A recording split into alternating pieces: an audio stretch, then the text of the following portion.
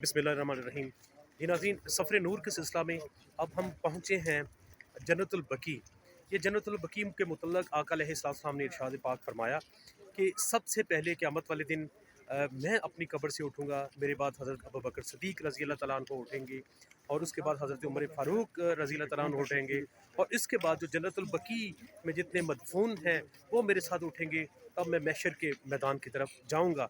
तो वैसे तो मौत जो मांगनी है वो मना की गई है, लेकिन अगर मदीने की मौत मांगें तो ये बरहक है। अल्लाह रब्बुल इज़्ज़त हमें मदीना पाक की अपना मौत अता फ़रमाए और जन्नतुल बकी हमें अता फ़रमाए।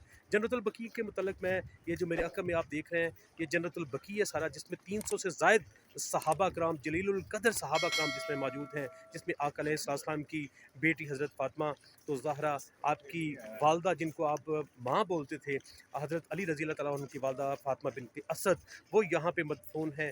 यहाँ पे आका अलैहिस्सलाम की बेटी हज़रत रुक़ैया यहाँ पे मौजूद हैं।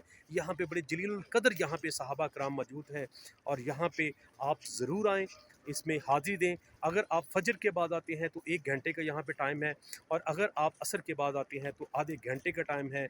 यहाँ पे आएँ, हाज़िरी दें, सलाम पेश करें इन जलीलुल क़द्र सहाबा कराम को, आका अलैहिस्सलाम की औलाद पाक को, और इनके वसीले से दुआ करें